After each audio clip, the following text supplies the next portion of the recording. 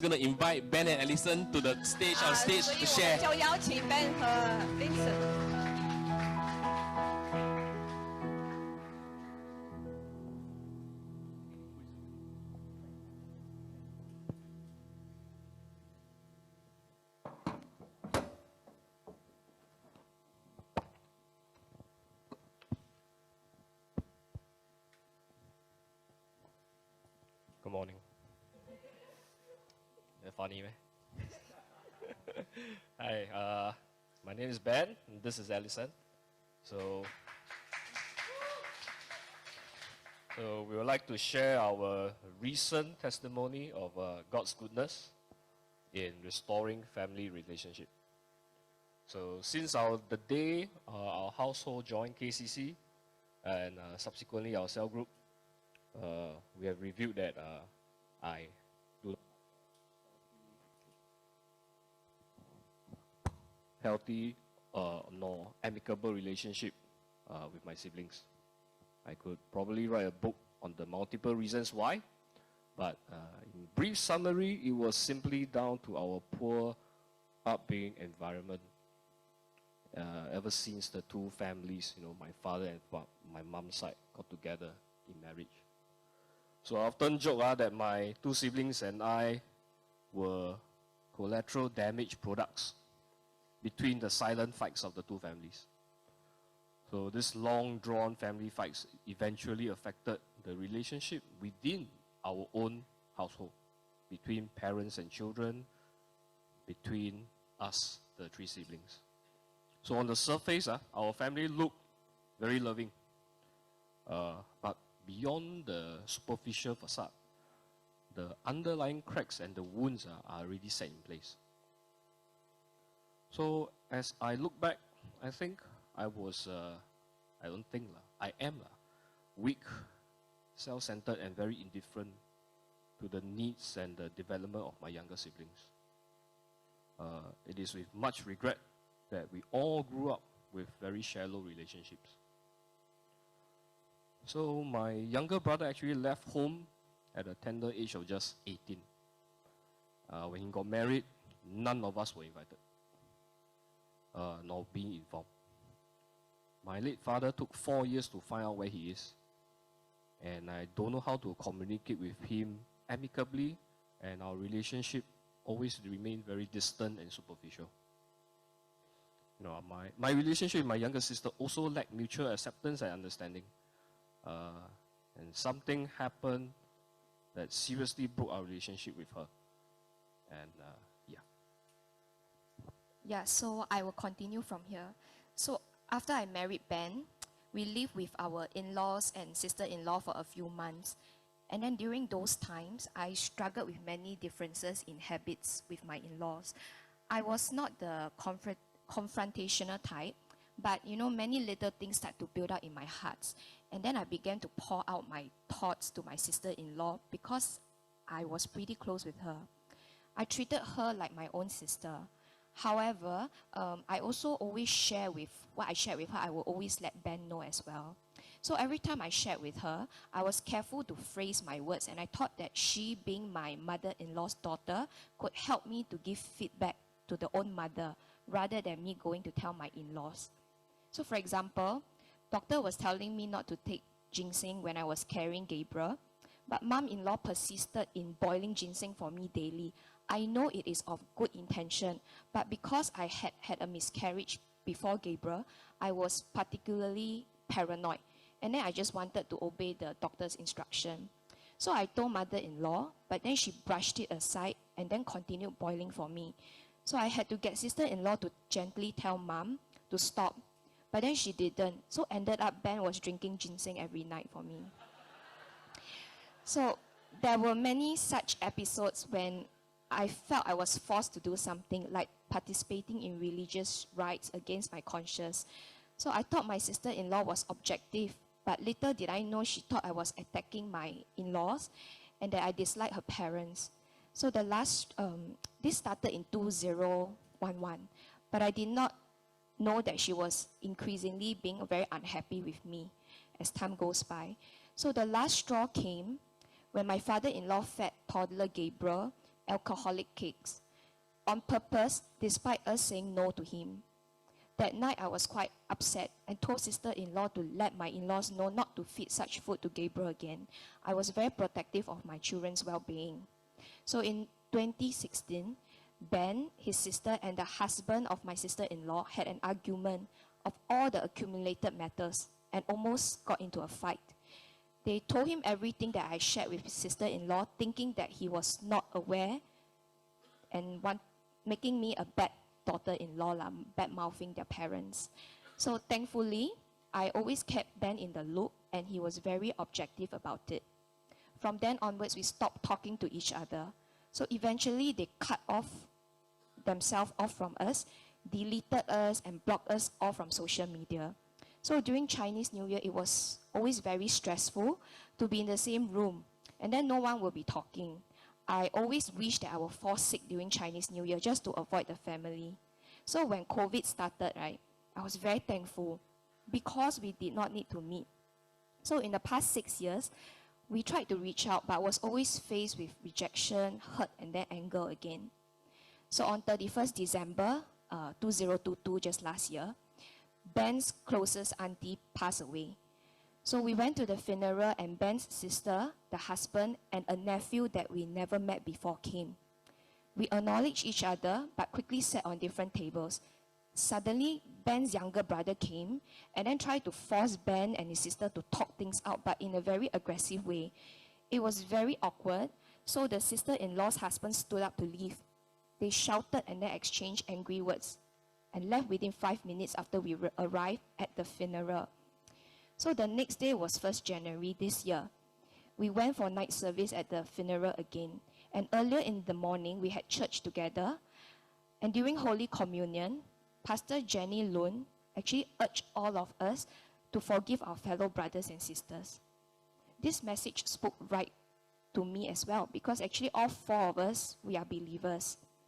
After service, Pastor Emmanuel also came to us and told us that she chatted with mother-in-law during church camp. And she felt that mother-in-law is also very wounded because her children were not on good terms. Auntie Eunice also ministered to us on that day for a good 4 hours before we went to the funeral. Then in fact, because after this long day, I was telling Ben I was very tired. I felt unwell and that I would skip the night service. So we were on our way home and I was very near my house, but I just had this prompting that I have to attend the night service. So I told Ben to U-turn and then we headed for the funeral. So at the wake, Ben's sister, husband, and nephew came as well. Our nephew was a toddler, so everybody wanted to carry the boy. But the child refused and clung to his parents. I then decided to try. Technically, he has never seen me before, and I'm actually a stranger to him. However, this child responded to me and allowed me to carry him. This broke the ice, as I continued to play with the boy, but I did not speak to the parents. They sat on another nearby table. After about 10 minutes, they wanted to leave, so I returned the boy to them and then said bye. Then I felt prompted to ask Ben's sister if I could hug her. She looked shocked, but she agreed. The moment I hugged her, both of us cried. I told her that I was sorry for all the hurt that I caused, and she will always be our little sister. She also apologized to me. Ben was in the toilet when all this thing happened. So when he came out of the toilet, his sister went to him and told Ben that they should reconcile. So the 3 siblings stood in front of the auntie's coffin, cried, hugged, and then reconciled. So in fact, Ben said that during the night service, he had a vision of himself hugging the sister and both of them were crying. He wanted to go to his sister to hug her once he was done with the toilet. And then his sister told me that afternoon that she was also prompted by God to reconcile with the sibling. But she did not have the courage to do so until I took the initiative to hug her. So God is so good. His timing is perfect. He was working in all 3 of us on the same day to do different things. In fact, God worked through my little nephew too to allow only me to get near him. So it was a funeral, a sad occasion, but God brought something so good out of this. You know, over the years, we tried to reconcile based on our own effort, and then we failed. So this burden affected me a lot over the years, and I had to sought healing. Advice from Pastor Joe, Pastor Corinne, Pastor Jenny, Auntie Eunice, and then all my cell members, every one of them, they know what we have been through, and they have always been praying alongside with us every time we share. You know, at times we felt so dejected, and that despite sharing and praying so many times years after year, things didn't change, nothing happened. So we just want to encourage everyone here that if reconciliation can happen to us, restoration can also happen to you all too. Trust in our God that in His time, He will make things happen, but we need to put our ego and pride down, and then we obey. I have always been praying for God to convict me of the things that I unknowingly did and offended my sister-in-law over the past 2 years. So to be honest, if God had asked me to hug her 2 years earlier, I won't do it. I won't be ready to do so. Ben and I actually thought that we will only make up with the sister in heaven. However, Abba knows best, and He knows when we are ready. So do not take things into your own hand. Just wait for His prompting. We hope that our testimony will encourage our brothers and sisters here not to be disheartened. Not yet. Stay up. So today, the relationships among the three of us and our spouses have improved. Unlike the past, we are able to speak openly, freely, and respectfully to one another. I've told them I might still fail them, but I ask God to help me do my utmost to take care of them and their children to make up for the lost time. Despite the positive start, I'm not taking the peace for granted because there has been many false dawns of restoration in the past.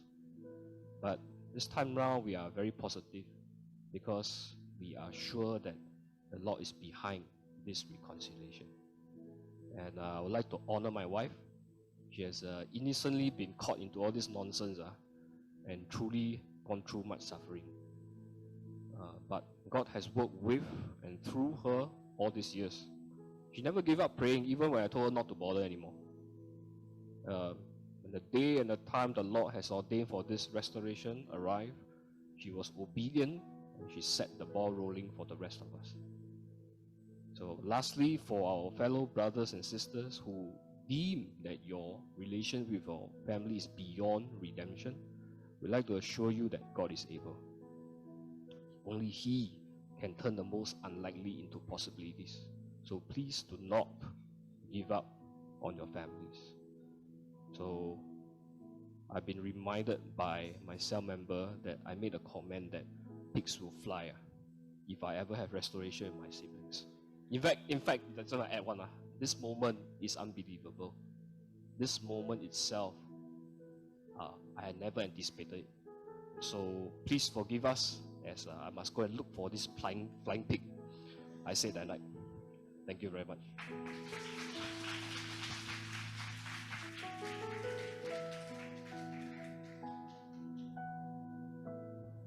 感谢神在Ben 还有 Alison 的家中工作。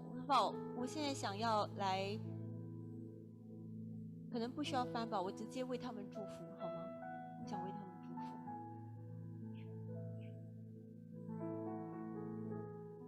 爱我们的天父，你是渴望每一个孩子都能够回到你的家中。